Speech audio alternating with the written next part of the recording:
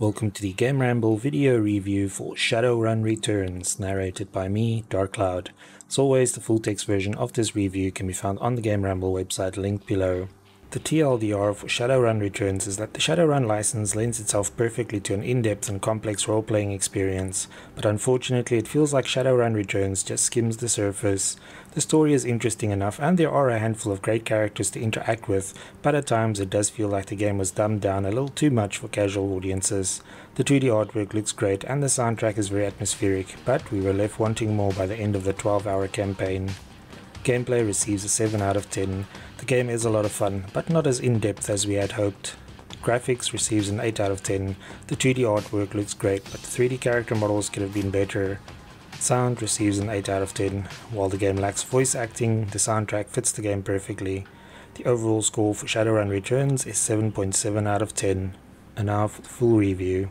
With its cyberpunk science fiction meets fantasy world, one would think the Shadowrun license is ideally suited for computer role-playing games, yet since its inception as a tabletop role-playing game in the late 80s, the best games to take advantage of its rich world and characters were 16-bit console titles. It wasn't until 2007 that PC owners got a taste of the license, and even that was in the form of a multiplayer-only online shooter. However, thanks to Kickstarter, an actual Shadowrun role-playing game finally made its way to PC, with the creator of the tabletop RPG at the helm no less. The overwhelming success of the Kickstarter campaign showed just how eager fans were for a PC release, but can Shadowrun Returns live up to the hype? The game opens with your character, a down-on-your-luck Shadowrunner, receiving a pre-recorded message from an old acquaintance named Sam Watts. It turns out that Sam has died, which is what triggered the message, requesting you to find the killer and bring them to justice. Sam promises a lot of money for your efforts, so you pack your bags and head to Seattle to figure out what is going on. It's supposed to be a relatively simple job, but you soon discover more happening there than meets the eye. Not only is an organ-harvesting serial killer on the loose, but there is also a creepy cult busy recruiting the disenfranchised. In this setting you have to get justice for Sam, but whether you do it out of loyalty to an old friend or for the stack of credits is up to you. Although the game is titled Shadowrun Returns, the primary campaign is actually called Dead Man's Switch. This is because the developers have included a full-fledged editor with the game in the hope that players will create more content themselves. We didn't spend too much time messing around with the editor, but while it's not that easy to use, it is powerful enough to create something good if you put enough effort into it. As for the primary campaign, it's a nice introduction to the world of Shadowrun, but unfortunately it's not without some issues. Players can choose to be a human, elf, dwarf, orc or troll, and each of these has their own racial bonuses when it comes to stats. There are 6 character classes on offer: Street Samurai, Mage, Decker, Shaman, Rigger and Physical Adept. Your character class will determine whether your character is good at shooting people from a distance, like getting in enemies' faces with a sword, prefer drones to do their dirty work for them, and so on. Some classes, such as the Decker, also specialize in technology, allowing them to jack into the Matrix, the virtual world of Shadowrun. In contrast, there are magic users who can use spells or summon spirits to do their bidding. No matter which class you pick, you earn karma for your actions, which can be used to improve your skills. The game doesn't restrict you in this regard, so you are free to distribute your skill points as you like. However, it's far better to specialize in the stuff that your character is good at than trying to be a jack of all trades. The game is relatively short by RPG standards, so you will struggle to reach your true potential if you spread your skills too thin. As you explore Seattle for clues about Sam's murder, you will encounter a host of other characters. Some are only useful for providing information, while others will take a more active interest in you and even join your party for specific jobs. You can have up to 3 other characters in your party, provided you have enough cash to hire them. It is disappointing that apart from 1 or 2 party members who have their own personality and backstory, the rest are just pawns to move around the board. The Shadowrun universe has plenty of lore to draw from for its characters, so it's a pity that selecting party members often comes down to picking whatever class you need for the job from a list of random portraits. It's been a long time since we've played Shadowrun on the Sega Genesis, but one thing that we remember about that game is how open it felt. Surprisingly, Shadowrun Returns actually feels a lot more restrictive, as the game is quite linear, and there is minimal scope for exploration. The game does have an hub area where you can talk to people, buy new equipment, stock up on healing items and sometimes take on side jobs, but generally once you're done with an area there's no turning back. Looking in every nook and cranny of each area might reward you with an extra healing item or grenade, but the odds of stumbling across something radically new or different are very low.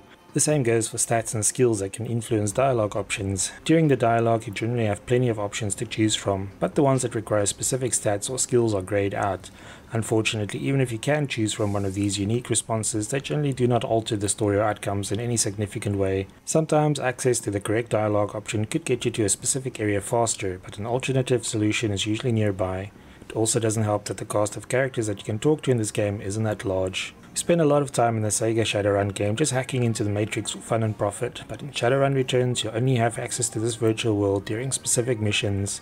Even then, if your main character is not a decker, you can simply hire one for the mission and use them instead. The first character class we tried out for our main character in this game was the Shaman, which allowed us to summon elemental spirits during battle. To do so, we needed consumable items in our inventory, or to find unique spots in an environment. After summoning a spirit, you can control them in battle, but the chances of them breaking free and turning on you are increased each round. Unfortunately, this often meant that it was safer to stick to guns when eliminating enemies. The combat sections are turn-based, and each character has a pool of action points from which to draw. These points determine how far you can move around the combat area, and are also used for things like shooting, reloading, throwing grenades and casting spells. Ammunition is unlimited, but reloading requires AP, and some spells or abilities have cooldowns. Characters can also carry up to 3 weapons you can switch between without sacrificing AP. The combat system is decent, and some strategy is involved, like taking cover behind objects for a defense bonus. You'll also want to watch where you shoot with the shotgun, as you can hit your own allies if you're not careful. The Matrix sections are separate from reality, so while your team is busy fighting security, you might also have to navigate your decker through a completely different virtual world where they have to battle defense systems and activate nodes. While in the Matrix, their physical bodies are still vulnerable in the real world, which may require the rest of your team to prevent them from getting shot up before they can complete their objectives and beat a hasty retreat. Shadowrun Returns is not a bad looking game and makes use of hand-painted 2D artwork for its atmospheric backgrounds. The 2D character portraits also look great, although the character models are all 3D. This means the characters sometimes look out of place compared to the backgrounds. The action is viewed from an isometric overhead perspective, but while you can zoom in or out to a limited degree, it's impossible to rotate the camera. The game also doesn't feature cutscenes, and instead displays a lot of text on the loading screens to describe what you will be up against. In general, there is a lot of reading in the game, as it does not feature any voice acting. Thankfully, the writing in the game is quite good and always interesting. The soundtrack is excellent and consists of a nice mix of synths and guitars. The sound effects are generally also good, especially the weapons, as they all sound loud and dangerous. The interface in Shadowrun Returns is very simple and straightforward, as you can use your mouse to do everything. The game also has multiple difficulty settings, and since it was released, the ability to save or load anywhere has been added. It is pretty disappointing that there is so little loot in the game, and we finished the whole story with one of the earliest guns we have bought and equipped. We know that Shadowrun Returns is not a loot-based action RPG, but the option to plunder some of the corporate locations for extra loot to sell would have been a nice touch. The small inventory of your characters and the limited number of outfits also sap some of the depth from the game. Even aspects such as the ability to use cybernetic implants, which can be detrimental to magic users, don't feel as fleshed out as we would have liked. Overall, Shadowrun Returns is a nice introduction to the unique license, but it does feel like it was designed with a broad audience in mind and not hardcore fans. This makes sense from a financial perspective. It can be disappointing to everyone who enjoys the depth and complexity that the license can deliver. Still, the inclusion of the editor does mean that dedicated fans should be able to come up with something interesting themselves. In total, it took us about 12 hours to complete the primary campaign, which is relatively short by RPG standards. Because the story is so linear and the character classes makes little difference, there's also little incentive to do it all again. Hopefully future campaigns in the Shadowrun universe will add a bit more depth and complexity. Thanks for joining me for the Shadowrun Returns PC review.